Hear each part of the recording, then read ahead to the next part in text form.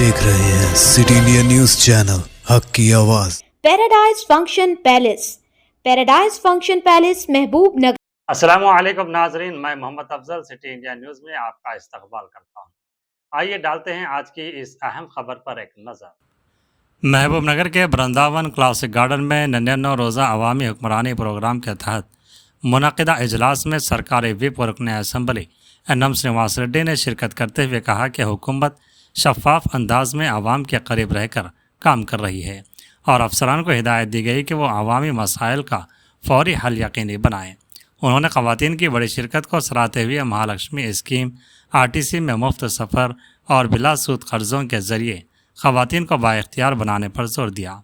उन्होंने कहा कि 200 यूनिट मुफ्त बिजली से 95% घरों को फ़ायदा पहुँच रहा है, जबकि किसानों के लिए कर्ज माफ़ी के तहत ज़िले में 11,000 किसान मुस्तफ़ीद हुए और 82 करोड़ रुपए माफ़ किए गए। उन्होंने बताया कि इंदिरम्मा जीवन बीमा और इंदिरम्मा घर स्कीमों के तहत हर ख़ानदान को 5 लाख रुपए तक की मदद फराहम की जा रही है, जबकि हज़ारों नए राशन कार्ड जारी किए गए और तालीम के शोबे में 90% कामयाबी हासिल हुई। आखिर में उन्होंने देही तरक्की के लिए मुश्तरका कोशिशों पर जोर दिया। प्रोग्राम के दौरान ख़वातीन ग्रुपों में करोड़ों रुपए के चेक तकसीम किए गए। इस मौके पर ज़िला कलेक्टर खुशबू गुप्ता, मेयर गुम्बला ममता श्रीनिवास, डिप्टी मेयर मारेपल्ली सुरेंद्र रेड्डी और दीगर अवामी नुमाइंदे व मुआज़्ज़िज़ शख्सियात ने शिरकत की। ఈ రోజు ఉన్న ప్రభుత్వం మన పేద కుటుంబాలకు, గ్రామాల్లో ఉండే కుటుంబాలకు, హైదరాబాద్లలో నగరాల్లో బస్తీలలో ఉండే కుటుంబాలకు, రెక్కాడితే డొక్కాడని కుటుంబాలు వాళ్ళ ఆర్థిక స్థితిని పరిగణలోకి తీసుకొని గతంలో ఎన్ని పథకాలు ఉన్నా వాటికి భిన్నంగా కొత్త పథకాలు తీసుకొచ్చి ఈరోజు ప్రతి ఇంటిలో వెలుగులు నింపే కార్యక్రమం చేస్తూ ఉంది. ఎట్లా నింపుతున్నది అనేది ఒక ఉదాహరణ ఇప్పుడు చెప్పిన. ఈరోజు మహాలక్ష్మి పథకం ద్వారా మన ఆడబిడ్డలు 10,000 కోట్ల రూపాయలు ఆదా చేసుకున్నారు. ఎన్ని? 10,000 కోట్లు. ఊహించిండ్రా ఎవరన్నా? మొత్తం ఈ 5 సంవత్సరాల కాలంలో 25,000 కోట్ల రూపాయలు ఈ ఆర్టీసీ ఉచిత ప్రయాణంలో మా ఆడబిడ్డలు ఆదా చేసుకుంటారు. ఆదా చేసుకొని ఎక్కడ ఖర్చు పెడతారు? మా వాళ్ళు అన్నట్టు వైన్ షాప్లకు, బార్ షాప్లకు పోరు. ఖచ్చితంగా ఆ డబ్బులు పిల్లల చదువుకు, పిల్లల తిండికి, వాళ్ళకు కావాల్సిన పుస్తకాలు, వాళ్ళకు కావాల్సిన బట్టలు, కుటుంబం కోసం ఖర్చు పెడతాం. అంటే 20,000 కోట్ల రూపాయలు ప్రభుత్వం మీకు ఇస్తున్నట్టు లెక్క ఈ 5 సంవత్సరాల్లో. గతంలో ఎప్పుడు జరగలేదు, దేశంలో ఎప్పుడు జరగలేదు. తెలంగాణలో మరి రేవంత్ రెడ్డి గారి ప్రభుత్వం మేమందరం ఎమ్మెల్యేలు అయినాక వస్తున్నది. ఇది డైరెక్ట్గా పిల్లల చదువుకు ఉపయోగపడుతుంది, వాళ్ళు చదువుకునేటట్టు చేస్తూ ఉంది. నిర్భయంగా రాత్రి 9 గంటలైనా సరే ఆర్టీసీ బస్సులలో ప్రయాణం చేసే వెసులుబాటు ఈరోజు కల్పిస్తూ ఉంది. గతంలో 6 అయితే చీకటి అవుతుంది, బయటికి పోవద్దనే వాళ్ళు. కానీ ఇప్పుడు 9 అయినా ఆర్టీసీ బస్సులలో నిర్భయంగా మా చెల్లెళ్ళు ప్రయాణం చేస్తున్నారు. ఎందుకంటే బస్సులో 30% మహిళలే ఉంటారు కాబట్టి భయపడకుండా వారు ఎక్కడికైనా పోయే ఒక వెసులుబాటుని ప్రభుత్వం ఇచ్చింది. గ్రామాల్లో పనిచేసే వాళ్ళు, కూరగాయలు అమ్ముకునేవారు, బిజినెస్ చేసుకునే వాళ్ళు కూడా బస్సులలో దగ్గర ఉన్న పట్టణాలకు వచ్చి వాళ్ళ వస్తువులను అమ్ముకొని మళ్ళీ ఇంటికి పోతా ఉన్నారు. ఇది ఒక భాగం. మళ్ళీ 200 యూనిట్లు ఈరోజు ఫ్రీగా ఇస్తూ ఉన్నాం. లెక్కలు చూస్తే దాదాపు 95% ఇళ్లలో ఈరోజు ఫ్రీ కరెంట్ ఉంది. ఎంత?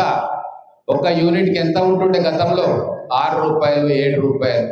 లెక్కేసుకుంటే ఎంత? నెలకు ఖచ్చితంగా 1,400 రూపాయలు, 1000 నుంచి 1,400 రూపాయలు మన కుటుంబానికి ఆదా అవుతా ఉంది. ఇట్లా 30 నెలలు వేసుకుంటే అవే దాదాపు ఒక 50,000 రూపాయలు ఒక్కొక్క కుటుంబానికి ఆదా అవుతా ఉంది. అలాగే రుణమాఫీ 20,000 కోట్ల రూపాయలు రుణమాఫీ చేసినాం. మా మహబూబ్ నగర్లోనే ఎంతమందికి రుణమాఫీ అయిందనేది ఒకసారి మీ దృష్టికి తీసుకొస్తాం.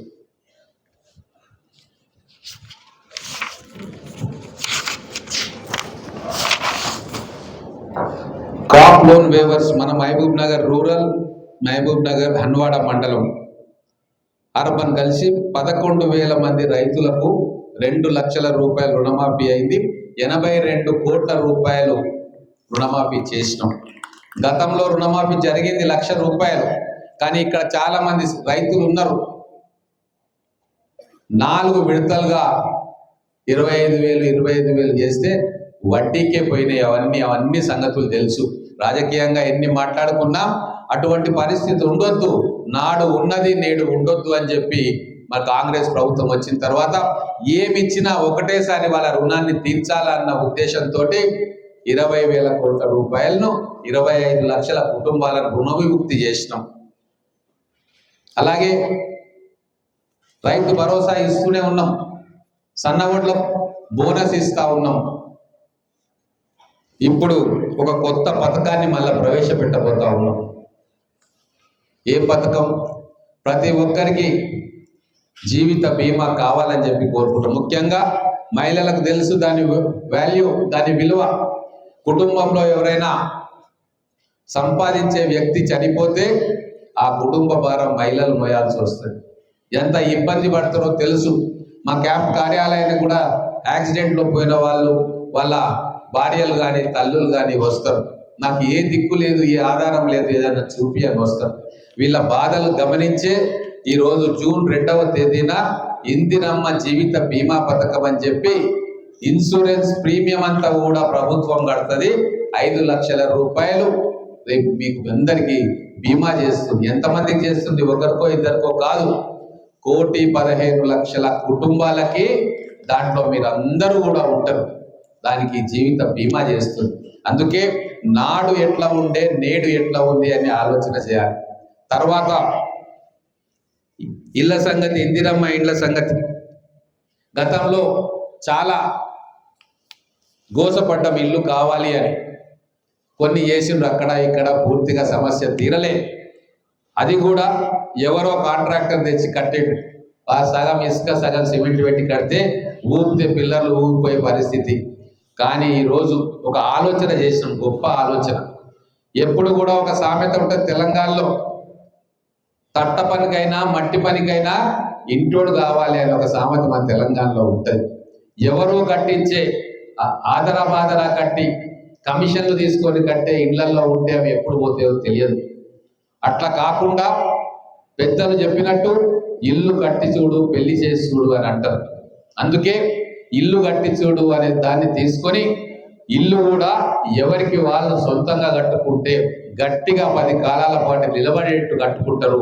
50 సంవత్సరాల పాటు కూడా అది ఒక అసెట్గా ఉంటుంది ఆ కుటుంబానికి అని ఆలోచన చేసి ప్రతి కుటుంబానికి 5 లక్షల రూపాయలు ప్లాట్ ఉన్న వాళ్ళకి ఇచ్చి కట్టుకుంటే ఈరోజు ఒక్క నియోజకవర్గంలో మహబూబ్ నగర్లోనే 3,500 ఇళ్లను శాంక్షన్ చేసినాం, కట్టుకుంటా ఉన్నాం. ఎన్నో గృహప్రవేశాలకు నేను పోతా ఉన్నా, నా జన్మ ధన్యమైనట్టుగా భావిస్తా ఉన్నా.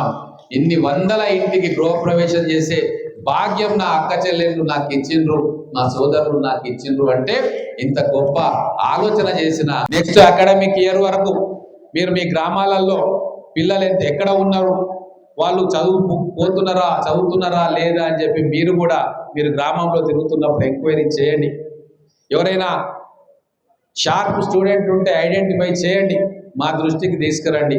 ఖచ్చితంగా వాళ్ళని ఇంకా ఎంకరేజ్ చేసే ప్రయత్నం చేద్దాం. మనం ఈ 5 సంవత్సరాల్లో మన పాఠశాలలను బాగు చేసుకుందాం, పాఠశాలలు నీట్గా పెట్టుకుందాం. నేను ఒక్కోసారి పోతే సాయంత్రం కాగానే తాగుబోతులు కొంతమంది వచ్చి ఆడ కూర్చుంటారు. అటువంటిది లేకుండా చూసుకునే బాధ్యత మన సర్పంచులు తీసుకోవాలని చెప్తా ఉన్నా. మన పిల్లలు చదువుకునే పాఠశాలను శుభ్రంగా ఉంచుకోవాలి. అక్కడ పోకిరీలు చేరకుండా, పిల్లల మనసు పాడు కాకుండా, వాళ్ళు డైవర్ట్ కాకుండా చూసుకునే బాధ్యత గ్రామ పెద్దగా సర్పంచ్ మీద ఉంటుంది అని చెప్పి తెలియజేస్తా ఉన్నా. మీ స్కూల్కి కావాల్సిన అన్ని సౌకర్యాలు ఇవ్వడానికి మేము కానీ, జిల్లా యంత్రాంగం కానీ, కలెక్టర్ గారు కావచ్చు, డిఓ గారు కావచ్చు, అన్ని రకాలుగా మీకు మన పిల్లలకు మంచి చదువు చెప్పే కార్యక్రమం చేస్తాం.